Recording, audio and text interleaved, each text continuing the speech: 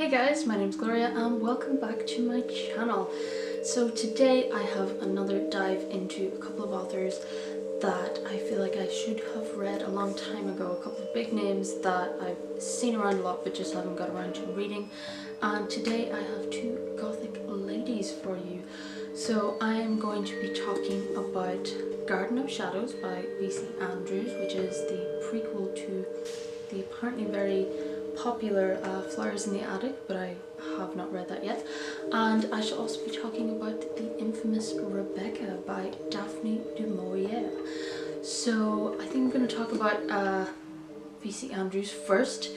So Garden of Shadows is the prequel to Flowers in the Attic. I believe there is a grandmother figure in Flowers in the Attic, and this is basically the story of her life and the story of how she came to be the character that she is in that book. So this follows Olivia.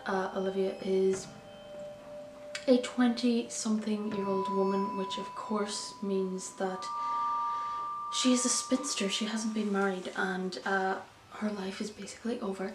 But she hasn't been married because she's quite a tall woman. She's over 6 foot tall. Her father wanted to have a son, so instead he got her and he started to teach her things that women weren't usually taught. So he taught her about business and accounting and whatnot, and because of this she never really learned to have all those feminine traits that a lot of men were looking for at the time in a wife, and did not get married. But her father introduces her to a man called Malcolm Foxworth.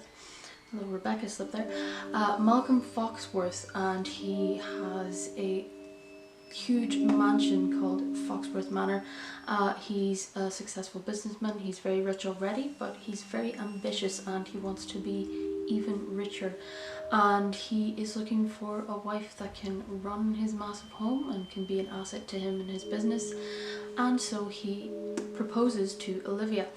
Olivia believes that this is her dream come true. She's found a beautiful, tall husband who wants to marry her, and they're going to fall in love, and it's going to be great, and she's going to feel like the beautiful, dainty, lovable woman that she's always wanted to be. But unfortunately that isn't the case. It becomes clear very quickly that Malcolm has no real interest in her. He just wants someone to deal with the things he doesn't want to deal with.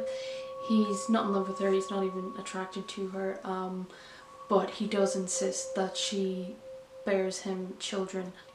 Throughout the book he is very open about the fact that he has a great disdain for everything feminine. He does not like women. He especially does not like women who were like his mother, and his mother was very beautiful. She loved fine things. She loved dressing up and having nice clothes to wear, and according to him she liked to flirt a lot with other men, and she left whenever he was a very young boy and left his father, and he's very bitter and resentful of this. There might be something weirder going on underneath that, but he doesn't like women. This does not stop him from sleeping around and flirting with women and doing all the things he should be doing with his wife, which doesn't make Olivia feel great.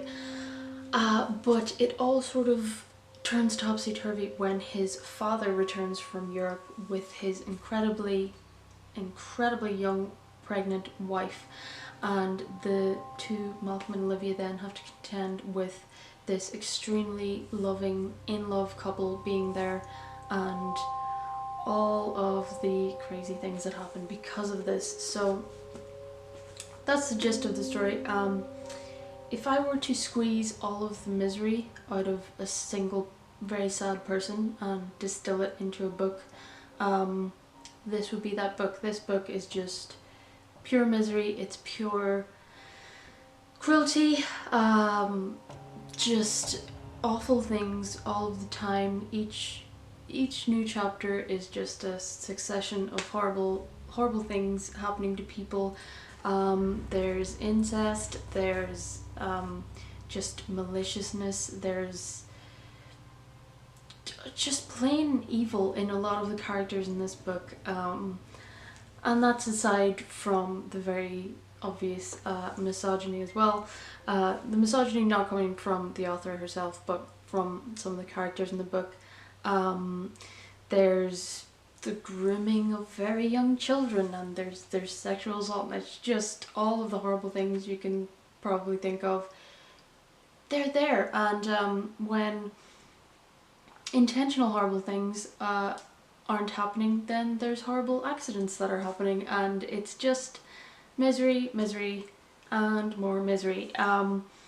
In saying that, it's not badly written, it's good, but again, I'm not entirely sure if this was written by V.C. Andrews, because a lot of her books, I found out when I first looked her up, were published after she died, and it turned out that her estate had hired a ghostwriter to finish off manuscripts and outlines that she had left behind.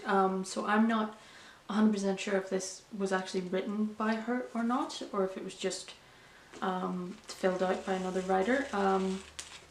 In terms of the actual writing, it's good, it flows along well, it's alright for a gothic novel. It has the general sort of tones and themes and stuff, and the secrets and the darkness and the darkness of the people around you, and it has the classic, much like Rebecca, it has the classic young woman married to a man with a massive house, believing that things are going to be great from now on, but he has secrets, and so does his family. So they share those gothic tropes for them. It is fine, but I don't think I'll be seeking out much more Virginia Andrews. I mean, I would read more of her writing. This just is just a horrible story. I have downloaded Flowers in the Attic in ebook form, so I will be reading that just to see what everyone else has read, because it seems to be quite a popular book. I'm hoping there's some sort of a happy ending, but I seriously doubt it, because I think it's the start of like a 4 or 5 book series, so I'm sure it's just gonna be even more misery, but I guess we shall see. Next up is the infamous Rebecca by Daphne Du Maurier. Before I go into the actual book, I just want to mention that every time I think of Rebecca, I think of the Mitchell and Webb sketch. They're a British comedy duo, and they had quite a funny sketch on the Hitchcock movie of Rebecca, so I'll try and link that down below. If you want to look at it, I always just think of that and it makes me laugh. But anyway,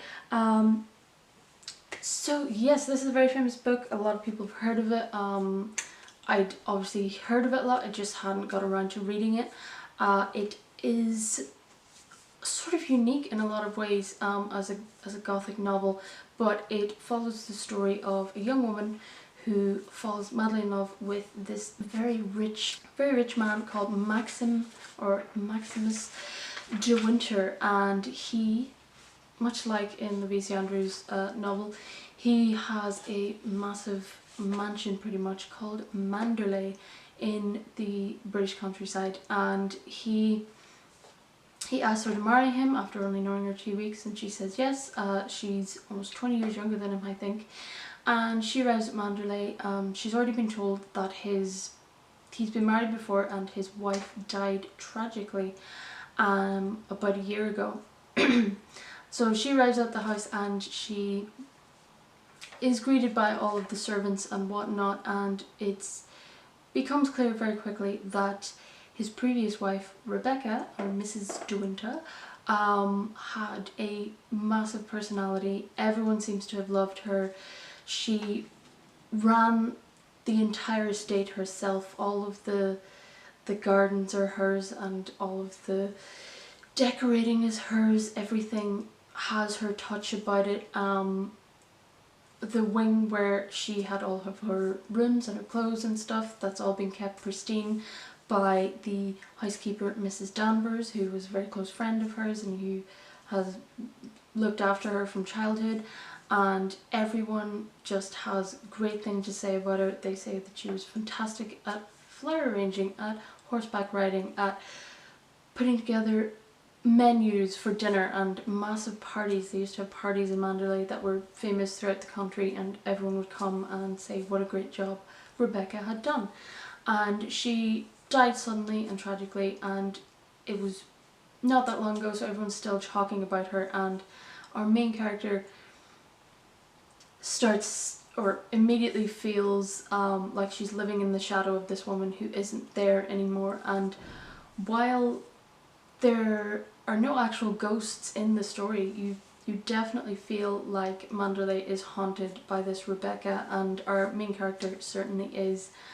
And in true gothic fashion, there's a secret, there's a standoffish husband, and it all culminates in a huge blow up at the end. I found Rebecca to be an absolutely singular book. The writing, Du Maurier's writing, was fantastic. It was superb. I loved every minute of it. Her setup of the characters and her description of the characters is great. From the off, you get the sense that our main character, who doesn't have a name for the entire book, she isn't named. It is sort of mentioned just to kind of annoy you in the beginning that Maxim does say her name, and it is he says that it's quite an interesting name, but the reader is never actually told. So she's never given a name, but you're constantly hearing Rebecca, Rebecca, Rebecca, and she is now the new Mrs. De Winter, but they also refer to Rebecca as Mrs. De Winter. So it's almost like she's not fully there. She doesn't feel like she's fully there.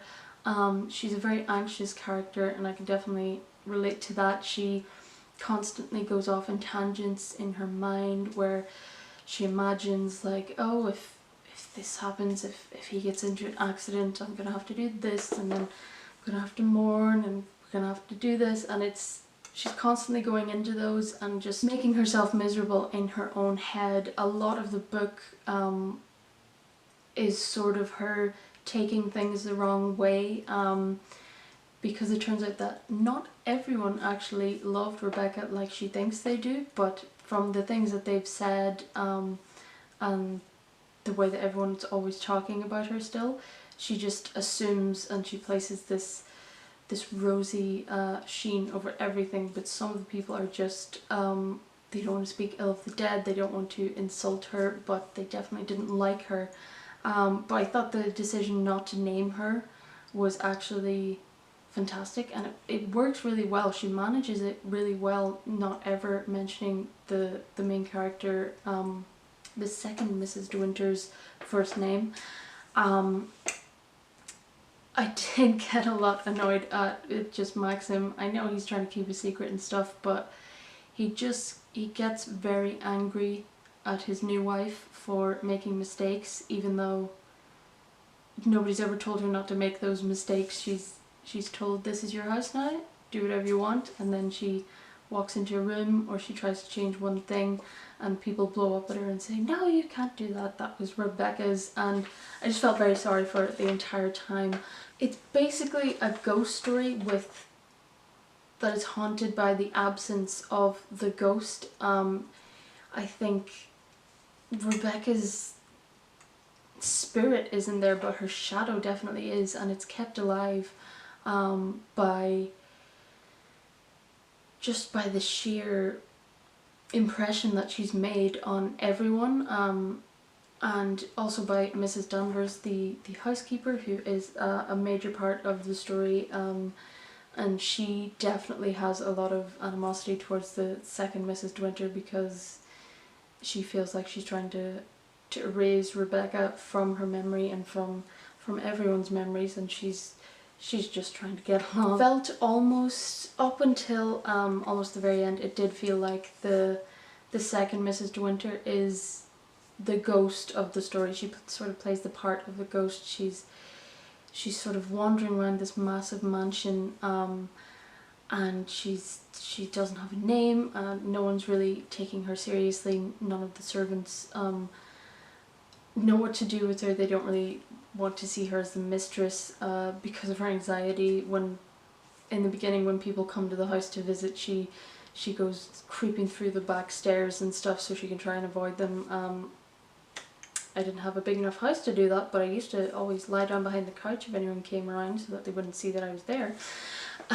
So I definitely get wanting to avoid people, but it's superbly written. Du Maurier's writing was just, it was so enthralling and so captivating, and you're just fascinated by what's going on the entire time. You definitely get a sense that there's something not right about the situation. It isn't just that this man has lost his wife and he's still trying to grieve for her. There's something not right. The stories that the main character is getting about Rebecca the entire time, they're just a little bit too perfect. She was too good at everything, and everybody seemingly loved her, and you get the sense that it's a little bit sickly sweet in that respect. And the development of the main character as well, whenever the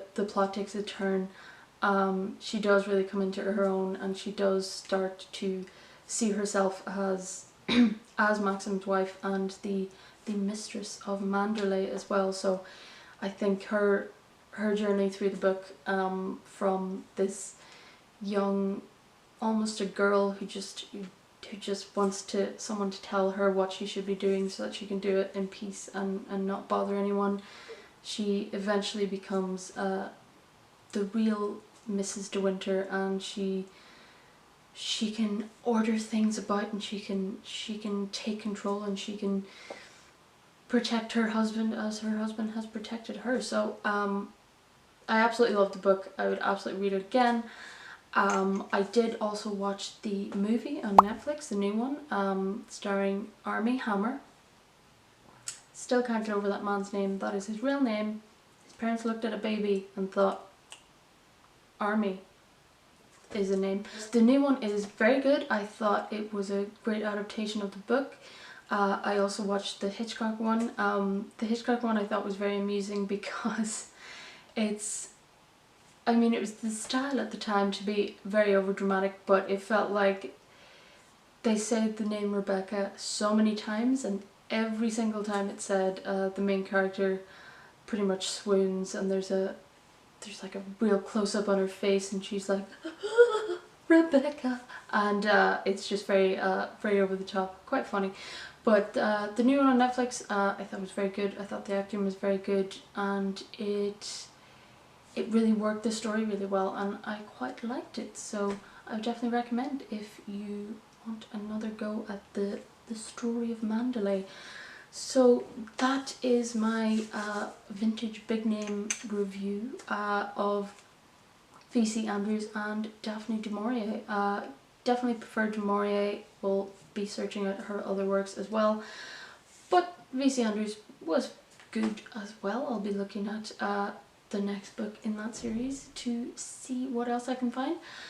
So if you like what I'm doing here, you can like and subscribe down below. I will be back tomorrow for my last video of the month of October, and I'm quite excited. It's going to be an interesting one. So let me know down below if you've read either of these books, either of these authors, if you have any opinions on them or any recommendations based on these books and my reviews today.